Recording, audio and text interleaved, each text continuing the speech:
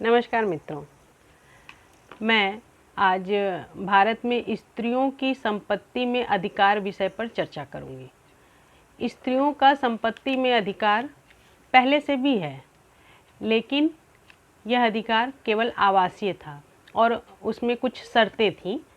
लेकिन सन 2005 में जब हिंदू उत्तराधिकार संशोधन अधिनियम पारित हुआ, उसके बाद विवाहित स्त्रियों की संपत्ति में अधिकार यानी कि मायके की संपत्ति में अधिकार पर बड़े परिवर्तन हुए और केसेस भी बहुत बढ़े, कुछ स्वेच्छा से, कुछ दबाव में। तो मैं उस पर प्रकाश डालूंगी कि हिंदू विवाहित स्त्रियों का संपत्ति में अधिकार किस प्रकार होता है, और अगर वो अपना संपत्ति में अधिकार न लेना चाहे तो उसके बेटे, भाई, भतीजे कैसे भविष्य में आने वाली परेशानियों से अपना बचाव कर सकते हैं।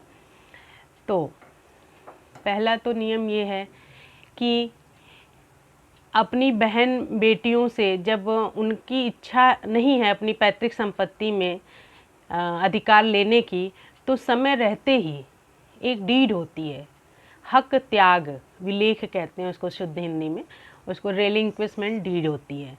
तो वो अपने राइट्स को आपके फेवर में त्याग कर देती हैं। तो समय रहते आपको उसको करा लेना चाहिए। नॉर्मल रजिस्ट्री होती है, जैसे सेल डीड वगैरह होती है, उसी प्रक्रिया से गुजरना पड़ेगा आपको। लेकिन प्रॉपर्टी की वैल्यू के बराबर स्टैंप ड्यूटी आपको नहीं देनी पड़ती है। सिर्फ 1000 के स्टैंप पेपर पे, चाहे आपकी प्रॉपर्टी लाखों में हो चाहे करोड़ों में हो, वो आपके नाम पे हो जाती है। तो ये मैंने एक तरीका बताया, सुरक्षित तरीका बताया है कि बहन बेटी को ज़रूरत नहीं है कल को उसके बेटे या उसके पति के दिमाग में कोई बात आए, उनके ऊपर अत्याचार हो और वह अत्याचार के कारण आपके ऊपर कोर्ट सूट फाइल करें संपत्ति के लिए, तो उससे आप कैसे बच सकते हैं। और दूसरा, एक आप वसीयत करा सकते हैं अपने बाप दादा, अगर आपके ज़िंदा हैं तो आप उनकी प्रॉपर्टी का अपने फेवर में वसीयत करा सकते हैं। और वसीयत करने पे उनके ऐसा नहीं है कि वो अपने जीते जी आपको संपत्ति दे देंगे। वसीयत जो व्यक्ति करता है वो अपने जीते जी उसको चेंज करा सकता है और उस पर उसका ओनरशिप उसी व्यक्ति का होता है जब तक वो जिंदा रहता है। तो ये दो तरीके हैं आपके पास। और दूसरा कि इसका एक कारण ये नहीं है कि मैं स्त्री होते हुए स्त्री विरोधी बात कर रही हूँ। मैं एक वकील हूँ, वकील के नाते बात कर रही हूँ कि हमारे भारतीय समाज में एक परंपरा है और ये दहेज के कारण है कि आदमी अपनी हैसियत से ज़्यादा कभी कभी तो अपने खेत रेहन करके और तमाम चीज़ों को इधर उधर करके फिर वो शादी करता है। और शादी करने के बाद जो थोड़ा बहुत बेटे के लिए बचता है, उसमें फिर अगर ससुराल वाले लालची हैं, कोई बात है, तो वो फिर से आके अगर हिस्सा मांगे तो वो सही नहीं है, उचित नहीं है। और अगर वास्तव में स्त्री को ज़रूरत है, अगर कानून बना है, तो ये ज़रूर है कि कुछ तमाम सामाजिक उथल पुथल उत्थान और परिवर्तन को ध्यान में रख के बना होगा। तो उसमें है कि आवासीय प्रॉपर्टी में उनका हिस्सा है और अब पैतृक संपत्ति में भी हिस्सा हो गया, चल अचल दोनों में हो गया।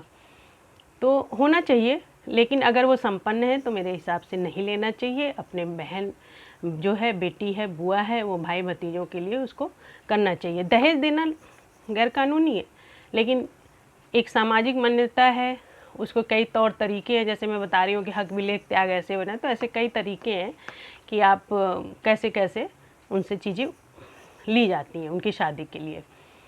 तो इसमें ये आता है, एक ज्वलंत बात मैं कहूँगी, मुझे जो लगता है, हो सकता है आपके हिसाब से ना हो ये बात, मुझे लगता है कि पूरे भारतवर्ष में हिंदू उत्तराधिकार संशोधन अधिनियम 2005 पारित होने के बाद विवाहित स्त्रियों का संपत्ति में अधिकार बढ़ा। आवासीय हो चाहे वो एंसेस्ट्रल हो, कमर्शियल हो, सब में उनका बराबर का हिस्सा हुआ, अपने भाइयों के बराबर।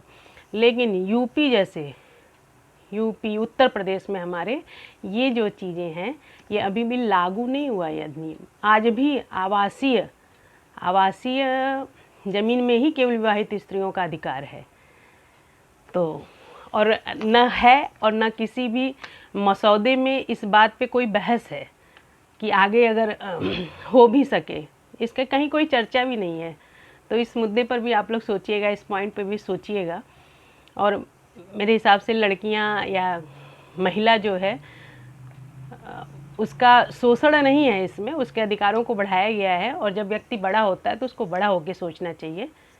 और धन्यवाद।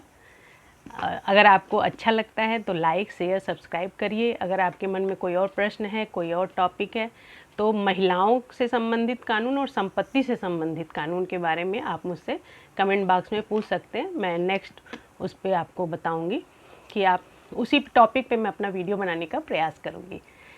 धन्यवाद मित्रों।